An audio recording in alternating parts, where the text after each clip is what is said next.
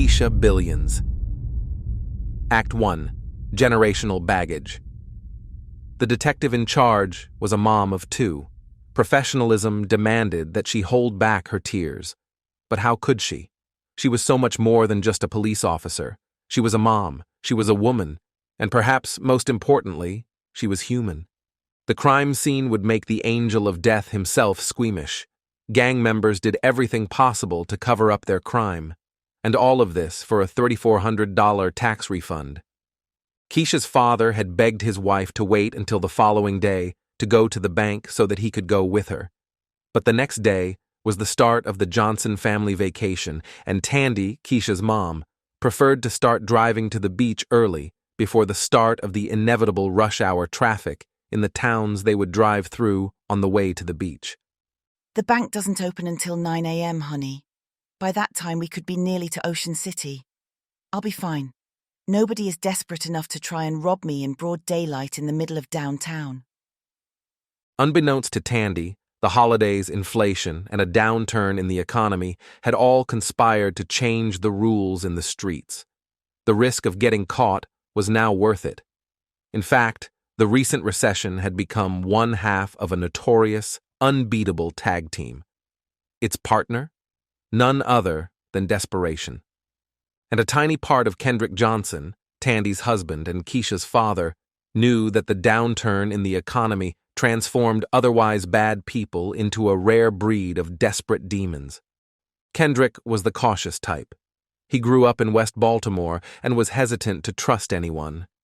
He even nearly missed out on having a relationship with Tandy because when she invited him over years earlier, when they were just innocent teens, Kendrick thought she was trying to set him up.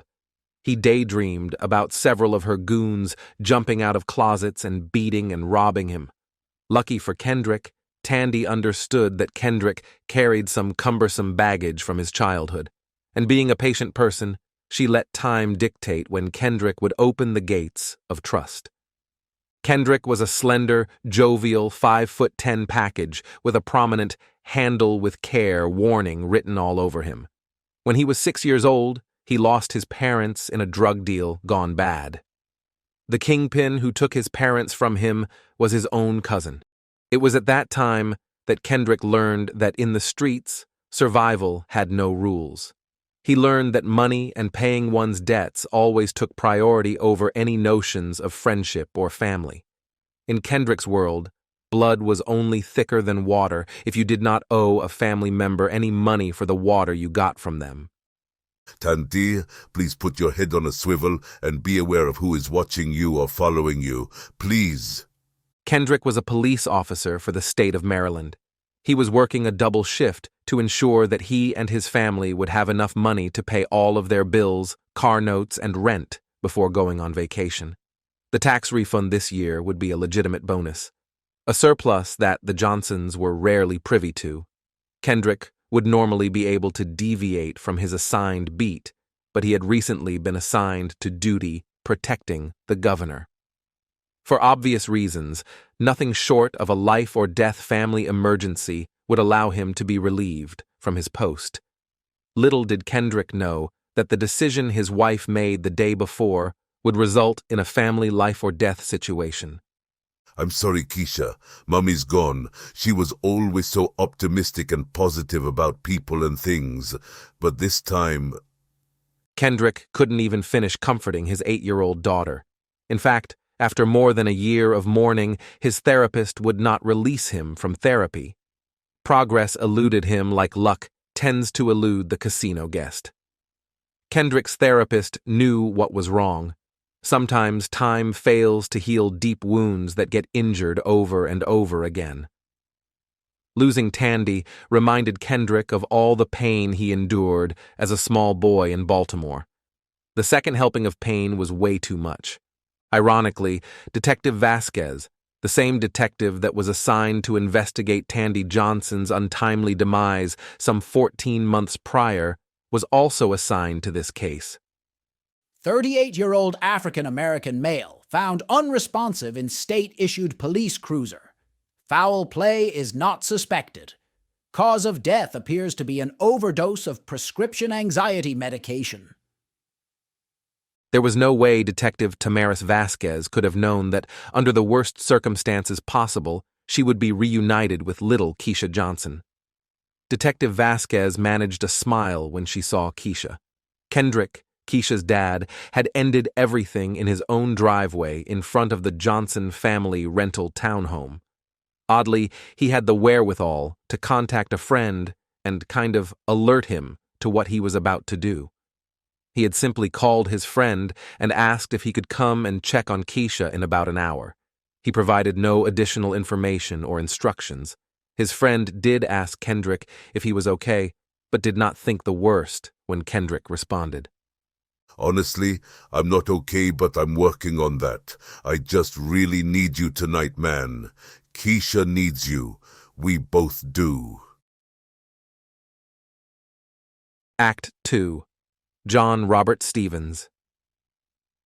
Keisha bounced from foster home to foster home. She was not a bad child at all, but the moment she heard foster parents complaining about bills or the economy, she started to act out. Usually a star student and impressively bright, she would skip class and not participate in attempts to get kicked out of school. She was hurting. She was now 15, and she knew that, in a few short years, she would be 18 and on her own. She had no aspirations of going to college, although she had not ruled it out. All she knew is that she didn't want to live in the hood. She didn't want to struggle. She didn't want to live paycheck to paycheck. In her young mind, settling and taking the traditional path in life is what led to her losing her parents. She refused to live a life of mediocrity. Keisha had few friends and didn't spend much time with the people she considered friends anyway, because they all had accepted a life of mediocrity. A Lamborghini doesn't make you better than anyone else, Keisha. All you need is enough in life. All rich people are not automatically happy. Just give me a nice home, a nice car, a nice man, some healthy kids, and I'm good. Keisha was tired of hearing this refrain from people who spent most of their time complaining about how expensive things are, how much they wish they had a raise, and how fortunate others were. If you choose to be broke, why complain about your situation? If you choose to work for someone else, you should accept being paid what they feel you are worth. No, her friends were wrong. She disagreed with them, and instead embraced the sentiments of a YouTuber who she could not remember the name of. The only thing that mattered was success. This was the response the YouTuber gave in an interview when the interviewer asked him how he stayed focused on his journey to his $500 million fortune. Keisha spent countless hours watching YouTube and social media posts about becoming successful and building generational wealth. Her first business was at the age of 13. She vacuumed the dental office of Detective Vasquez's brother. By age 14, she had 6 medical offices to clean in that one building. By the age of 17, Keisha incorporated K-Clean Services, her first officially recognized tax-paying business. This was her graduation gift to herself. She finished high school and decided to give herself 3 years to be in a situation where she had at least one full-time employee and she could pay herself at least $140,000 per year. Keisha was relentless. She was attractive, fit, and naturally motivated. After taking a course on how to secure government contracts, she found herself with an office, 6 full-time employees, and more than a dozen subcontractors with whom she regularly did business. College would have to wait. Keisha was now paying herself a salary of $260,000 a year. This was more than the combined income of her parents when she was a child. But Keisha was just getting started. She never forgot hearing a rapper tell a fan that if you can count your money by yourself and can finish counting in a week's time, you are not rich. This reasoning resonated with her. She wasn't big time yet. She had nothing to boast about yet. She couldn't relax yet. All she owned was a cleaning company. Keisha idolized moguls and individuals who owned enough businesses that they had to hire presidents and executives to run them. After all, in her mind, a restaurant that had its owner as the top chef was nothing more than a glorified carryout. Mom and pop businesses didn't produce millionaires. Keisha feared only having enough. She had much more ambitious aspirations. She wanted a portfolio, a parent company with global holdings. She wanted to be safe from ever having to be broke. But she started to wonder if the Johnson name was an obstacle. Sure, it worked for basketball legend Magic Johnson, but a popular motivational speaker she often listened to said that your name can determine your success.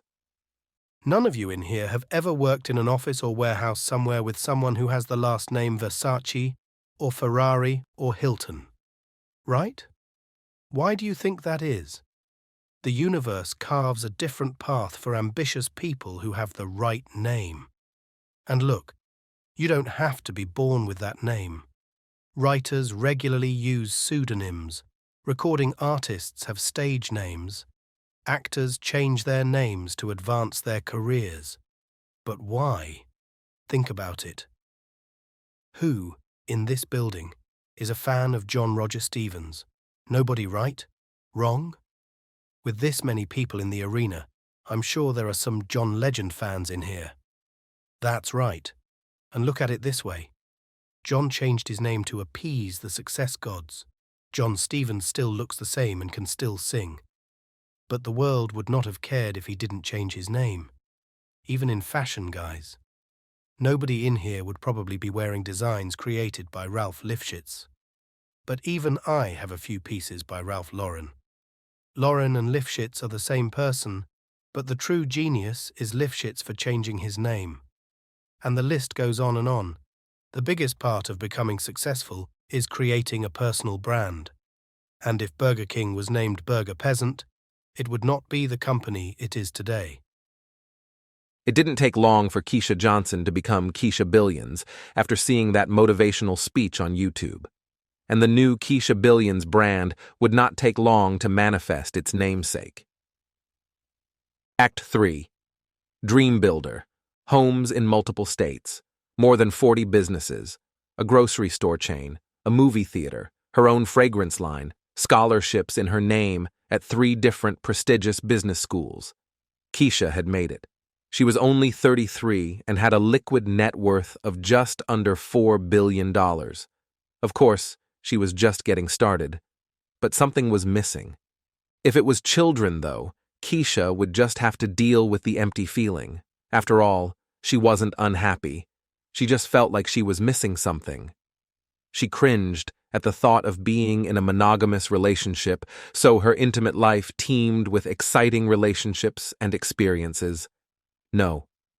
She did not need a man and a title. The former was quite capable of scratching her feminine itches without being given the power to be the man in the relationship. We'd like to recognize the kind gestures of Ms. Keisha Billions. Through her unselfish giving, many brilliant disenfranchised and underrepresented youth have and will continue to have the opportunity to attend some of the best business schools in America.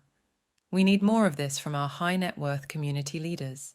Imagine how we could even the playing field if more of our athletes, entertainers, and business leaders who grew up in inner cities went back to those neighborhoods and found creative ways to help those who may never find a way out. Keisha.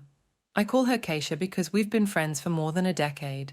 Her cleaning company had the cleaning contract at my university, and I remember approaching her and asking if she was a student there.